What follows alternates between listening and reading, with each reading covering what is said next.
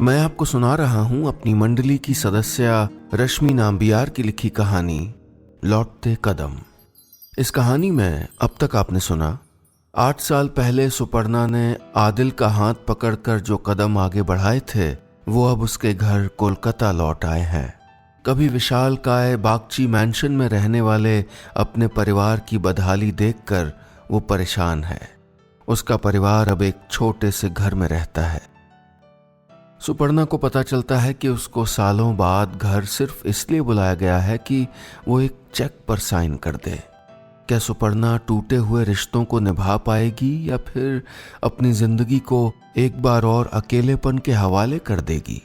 आइए सुनते हैं इस कहानी के आखिरी हिस्से में मेरी मंडली की सदस्य रश्मि नाम्बियार की लिखी कहानी लौटते कदम पार्ट 4। सुपर्णा सारी दोपहर उस चेक के बारे में सोचती रही। उसके मन में आया कि एक बार माँ से पूछ ले, लेकिन उसे लगा कि वो माँ को और परेशान करेगी। वो माँ के साथ अपने छोटे से पलंग पर सोई हुई थी कि माँ ने पूछा, तुम क्या अब उस लड़के के साथ नहीं रहती? सुपर्णा ने सिर्फ नहीं में जवाब दिया। माँ ने भी कुछ नहीं कहा, बस उनकी गहरी लंबी सांसें उसे सुनाई दे रही थीं। माँ अब तक नाराज हो मुझसे? सुपर्णा पूछ तो रही थी सवाल के अंदाज में, लेकिन इसमें उसकी माफी की याचना छुपी थी। माँ ने रुंधे गले से कहा, माफ तो कब का कर दिया तुझे। माँ के ये शब्द उसके अंदर सालों से जमी भावनाओं को बाहर निकलने पर मजबूर कर गए। उसकी आंखों से खामोश आंसू ढलक पड़े और वो पूछ बैठी, फिर कभी तो कोई फोन किया होता, कभी तो बुलाया होता। माँ ने धीरे से कहा, तुम्हारे दादा मोनी को पसंद नहीं था। लेकिन माँ, अब तो दादा मोनी नहीं मुझे बुलाया है यहाँ। सुपर्णा की बात पर माँ बस बोल पाई, हाँ वो इसलिए। वजह देने से पहले ही वो चुप हो गई। सुपर्णा को वहां आए बस कुछ घंटे ही हुए थे और वो वजह कुछ कुछ समझने भी लगी थी। शाम को 5 बजे दादा मोनी आए। उनके हाथ में रसगुल्लों से भरा मटका था। सुपर्णा ने उनके पैर छुए तो उन्होंने उसके सर पर बस हाथ रख दिया। आशीर्वाद में कुछ बोले नहीं। उसे रसगुल्ला की हांडी पकड़ाते हुए बोले, ले तेरे लिए लाया हूं, तुझे पसंद है ना? दादा मोनी बारामदे के फोल्डिंग कॉट पर बैठ गए। सुपर्णा को भी बिठा लिया। सुपर्णा ने कहा, माँ को भी बुला ले यहाँ।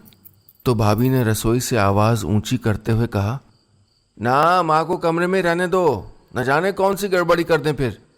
उनकी एक करतूत का फल तो हम सब भुगत ही रहे।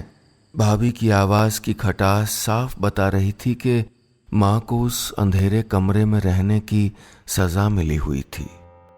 सुपर्णा ने दादा की तरफ देखा तो वो सर झुकाए बैठे थे।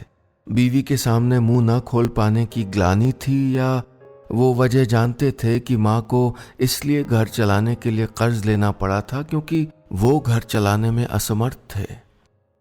दादा मोनी ने औपचारिकता से उसका हालचाल पूछा, मसलन काम कैसा चल रहा है?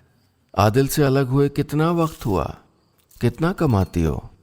रात होने लगी थी। छोटदा भी बारामदे में आकर बैठ गए। दादा मोनी उठकर अपने कमरे में गए और फिर 1 मिनट बाद वापस आए। उनके हाथ में एक चेक था।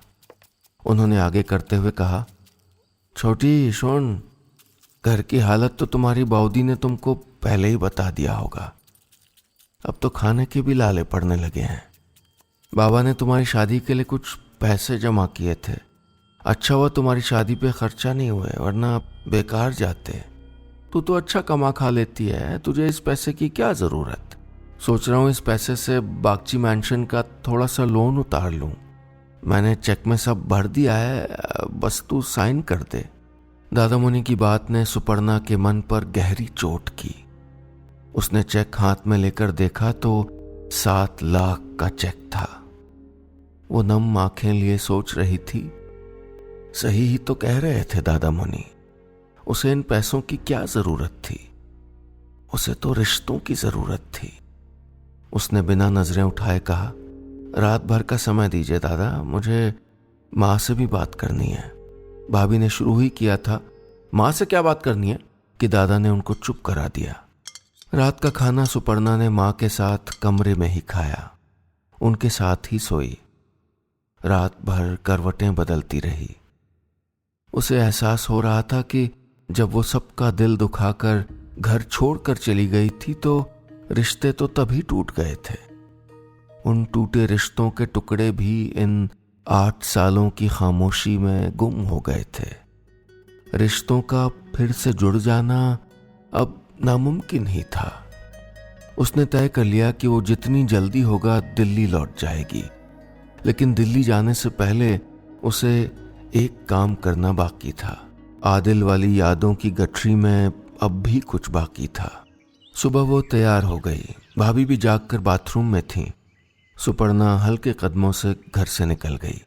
गली के बाहर से उसने टैक्सी ली। सुबह की ठंडी हवा में अगर वो कुछ सोचकर दिलासा दे सकती थी तो बस ये कि माँ ने उसे माफ कर दिया। उसके प्यार में बची गर्माहट को उसने महसूस कर लिया था। टैक्सी हावड़ा स्टेशन पर रुकी। सुपर्णा भारी कदमों से प्लेटफॉर्म नंबर 3 की तरफ बढ़ी। वो उस रिश्ते को तिलांजलि देने जा रही थी जिसके किरचे अभी भी उसके अंदर चुभ रहे थे। प्लेटफॉर्म नंबर 3 पर कोई ट्रेन खड़ी थी। ट्रेन के आसमानी रंग और गहरे नीले रंग की धारियों के ऊपर लिखा था स्टील एक्सप्रेस। ट्रेन के इर्द गिर्द यात्री अपने सफर की शुरुआत के इंतजार में थे। टी स्टॉल पर खासी भीड़ थी। 8 साल पहले उस सुबह भी तो ट्रेन ऐसे ही खड़ी थी। वो हाथ में सूटकेस थामे हड़बड़ाती हुई प्लेटफॉर्म नंबर 3 पे आई थी। उसकी आंखें आज की तरह ही उस भीड़ भाड़ वाले प्लेटफॉर्म पर आदिल को खोज रही थीं। सुपर्णा आज यूं आगे बढ़ रही थी मानो किसी ट्रांस में हो। पीछे से किसी कुली की आवाज आई, दीदी साइड साइड। सुपर्णा झटके से साइड हो गई और उसकी नजर बुक स्टॉल के बगल में प्लेटफॉर्म की उस बेंच पर जा टिकी। वहां कोई मुसाफिर अपना सूटकेस संभाले बैठा था।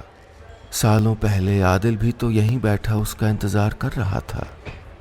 स्टील एक्सप्रेस की सीटी बज गई थी। यात्रियों की रेलम पेल में सुपर्णा अपनी जगह में जम सी गई।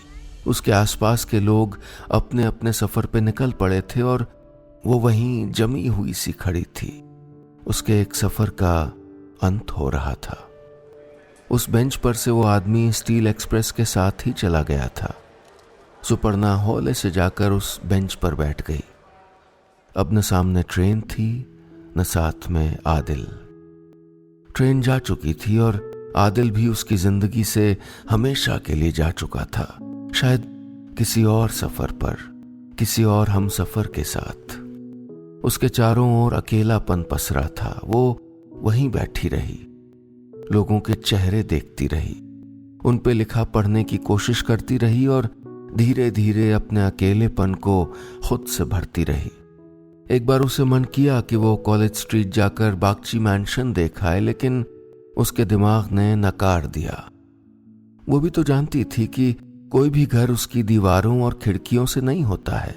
वहां रहने वाले लोग उसका वजूद तय करते हैं। अपना कोई था नहीं वहां तो जाकर क्या करती।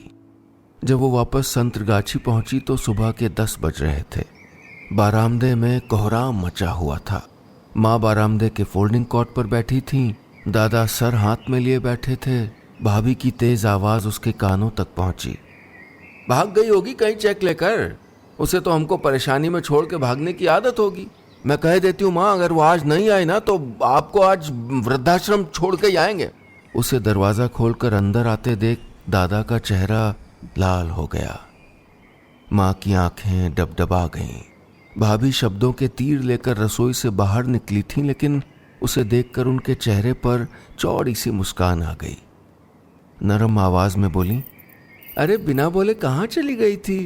देख तेरे दादा मोनी कितने परेशान हो गए। सुपर्णा ने कुछ नहीं कहा, बस माँ का चेहरा देखती रही। उनके चेहरे पर दर्द की लकीरें इतनी गहरी थीं कि उनमें उनका वजूद सिमटा हुआ सा लग रहा था।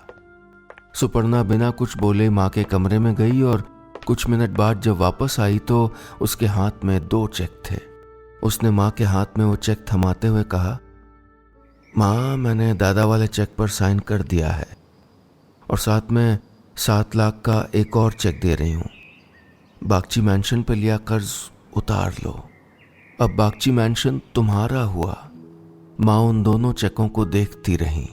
उनकी आंखों से उनका अनकहा दर्द बह निकला था। उन्होंने कांपते हाथों से वो चेक अपने बड़े बेटे की तरफ बढ़ा दिए। दादा मोनी की आंखें भी नम थीं। भाभी के चेहरे पर खुशी थी। छोटा कोने में भावविहीन खड़े थे। सुपर्णा ने आगे बढ़कर दादा मोनी का हाथ थाम लिया। दादा मोनी, मैं जानती हूं कि मैंने आप सबका खूब दिल दुखाया है। रिश्ते तोड़ने की पहल मैंने ही की थी, लेकिन खून के रिश्ते मिटाए नहीं मिटते, इस उम्मीद के साथ आज शाम वापस दिल्ली जा रही हूं। दादा मोनी ने उसके सर पर हाथ रख दिया। बोले, तू जहां भी रहे खुश रहे। सुपर्णा अपना सामान समेटने माँ के कमरे की तरफ मुड़ी ही थी कि माँ की आवाज ने उसे रोक लिया। मामूनी, मुझे अपने साथ ले चलेगी क्या? मामूनी, यही तो पुकारती थी उसे माँ जब उन्हें उस पर प्यार आता था। सालों बाद माँ के मुंह से मामूनी सुनकर सुपर्णा अपने आंसू रोक नहीं पाई। उसने कांपते होठों से कहा, हाँ माँ। माँ ने प्लेन से जाने से इनकार कर दिया था। सुपर्णा ने फिर तत्काल में अगले दिन की राजधानी एक्सप्रेस की टिकट ले ली।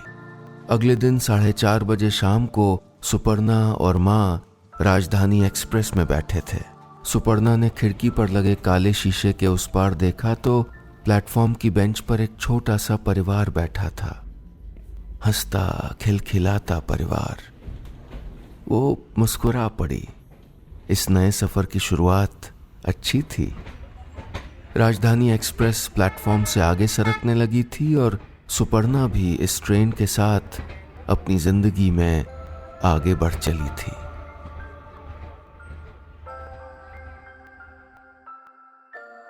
बस इतनी सी थी ये कहानी।